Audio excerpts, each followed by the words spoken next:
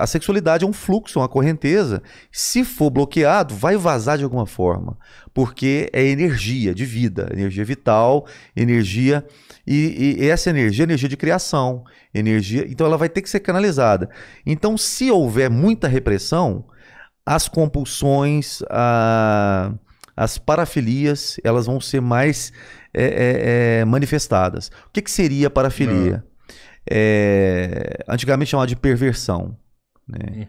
Bom, hoje nós temos algumas parafilias que são proibidas por lei, como exibicionismo, como voyeurismo.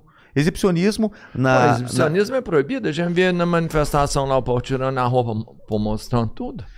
Você fala assim, vai depender do lugar, né? Por exemplo, culturalmente aqui no Brasil, se houver um movimento coletivo, vai depender das situações. Entendi, tem um movimento coletivo para gerar um impacto social baseado numa revolução, numa ideologia. Aí é uma coisa diferente. Agora, o exibicionismo isolado. Tipo, dentro da literatura, o exibicionismo clássico é um homem de maneira não consensual, obviamente, ele mostrar o pênis ereto em público. Ele está num lugar ali, ele vai e exibe, isoladamente.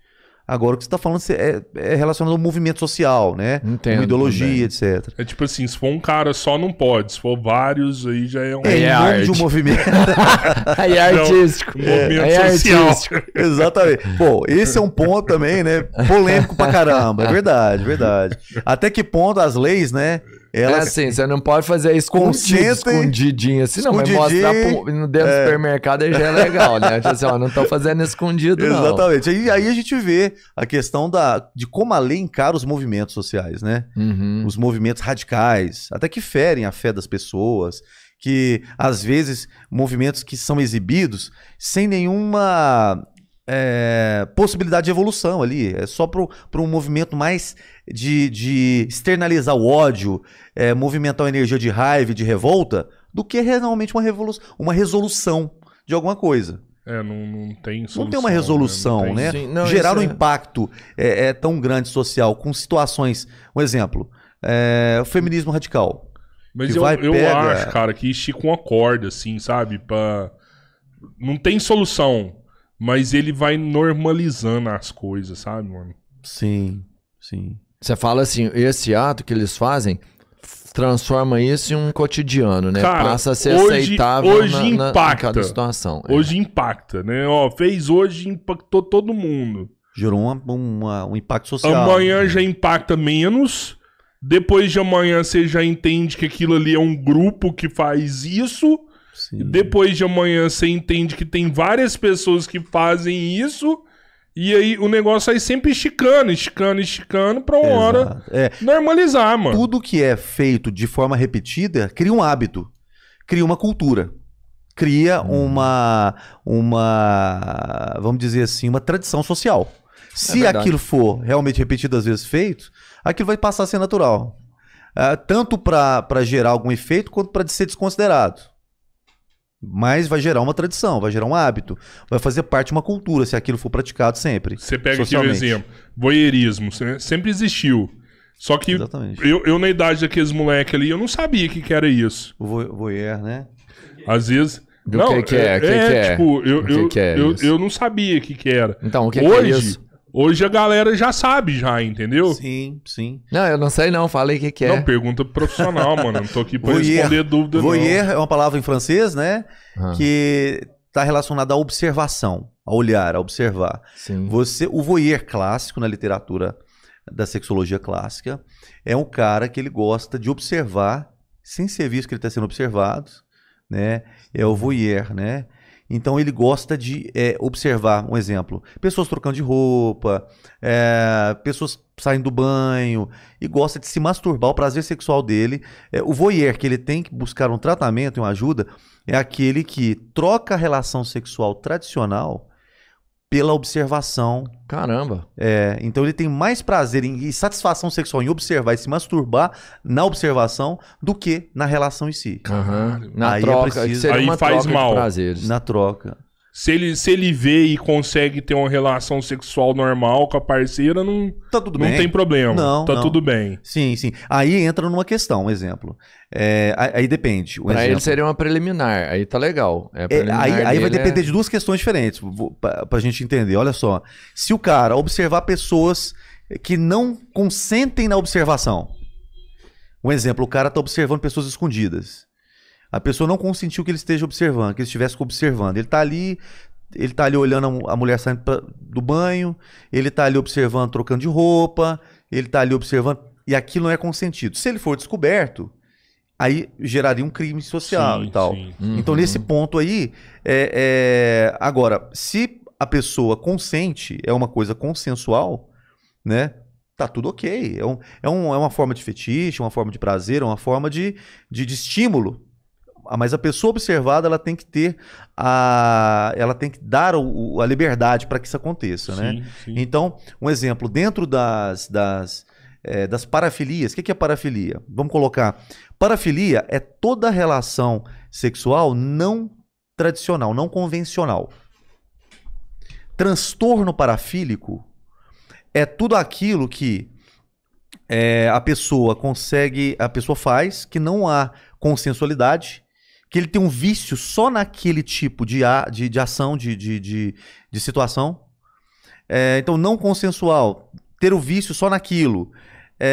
E por um período de mais de 6 meses, geralmente é considerado transtorno parafílico. Aí entra o exibicionismo, o voyeurismo, o froteurismo, frotter, que são os famosos encoxadores de metrô, de trem. Caramba, sim. Sabe? É muito comum, muito comum. Isso que eu ia falar, eu não sabia que o nome, assim, a terminologia. Chama frotter. Frotter, froteurismo. E esse cara, ele sente o prazer só de ficar encostando ali. Isso, que vem da palavra de roçar, né? Pra gerar prazer. Tem pessoas que, em cidades grandes, né, em metrô, o cara fica o dia inteiro só pegando de metrô a metrô pra poder conseguir fazer isso. Pra alimentar o vício.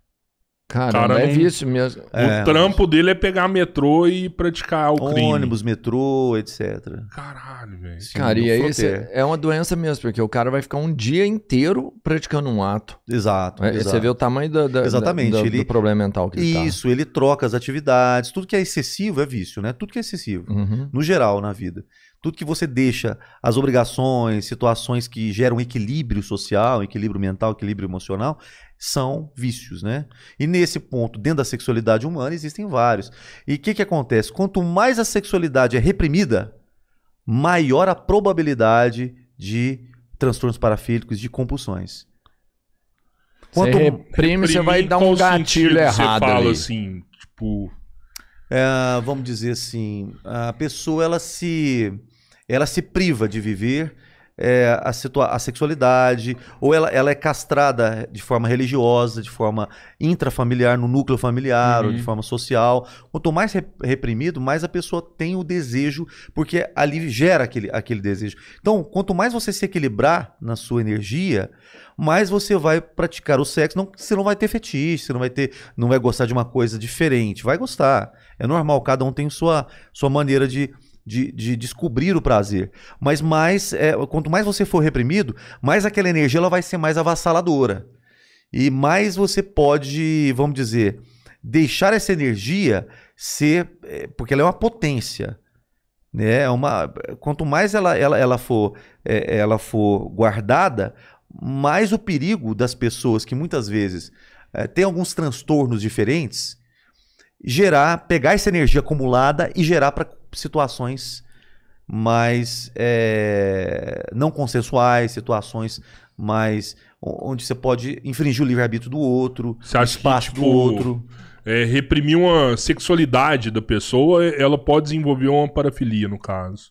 Pode. O cara, por conta da família, não assumiu a sexualidade dele e ficou reprimido isso nele. O próximo etapa na vida dele, talvez, é desenvolver uma parafilia, no caso. Pode ser que aconteça.